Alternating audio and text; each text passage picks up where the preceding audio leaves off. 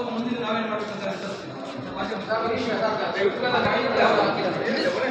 ಈಗ ಅಲ್ವಾ, ಪ್ರತಿಯೊಂದು ಕ್ಯಾಶ್ ಕೌಂಟರಲ್ಲಿ ಆ ಹಣನ ರಕ್ಷಣೆ ಮಾಡಲಿಕ್ಕಾಗಿ ಸಿಸಿ ಕ್ಯಾಮ್ರಾ ಬ್ಯಾಂಕಿಂದ ಬೇರೆ ಖಾಸಗಿ ಹಣಕಾಸು ಸಂಸ್ಥೆಗಳೆಲ್ಲ ಹಾಕಿರ್ತಾರೆ ಅಲ್ವಾ.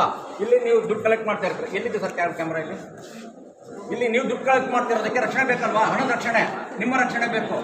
ಅದಕ್ಕೆ ನೀವು ಇಲ್ಲಿ ಸಿಸಿ ಕ್ಯಾಮ್ರಾ ಎಲ್ಲಿದೆ ಇರಬೇಕಲ್ವಾ, ಅದು ಎಲ್ಲಿದೆ? ಈ ಕ್ಯಾಶ್ ಕೌಂಟರ್ನಲ್ಲಿ ನೋಡಿ, ಇದು ಅದಕ್ಕೆ ನಾನು ಹೇಳಿದ್ದು, ಇದು ಭದ್ರತಾ ಇರಬೇಕಾಗಿರೋ ಜಾಗ.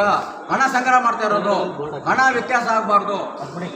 ಅದಕ್ಕೆ ಅಲ್ಲಲ್ಲ, ಈಗ ಇಲ್ಲಿ ಅಡ್ಡ ನಿಂತಿರ್ತಾರೆ ಕಾಣುತ್ತದು, ಎಲ್ಲಿರಬೇಕು? ಕ್ಯಾಶ್ ಒಳಗಿರ್ಬೇಕಲ್ವಾ, ಒಳಗೆ ಬಂದು ಹೊರಗೆ ಬಂದಿರ್ಬೇಕು. ಅಂದ್ರೆ ಇಲ್ಲಿಗೆ ಕೇಳ್ತಾರೆ, ಅರ್ಥ ಆಗ್ತಿದೆ. ನೀವು ಸಂದರ್ಶನ ಕ್ಯಾಮ್ರಾ ವರ್ಕ್ ಆಗ್ತಿದೆ, ಅಷ್ಟು ದೂರ ಇರುವಂತದ್ದನ್ನ ಅವನು ಇಲ್ಲಿ ಕೊಡ್ತಾನೆ, ಕ್ಯಾಮ್ರಾಕ್ಕೆ ಅಡ್ಡ ಅವನೇ ಹಾಕ್ತಾನೆ.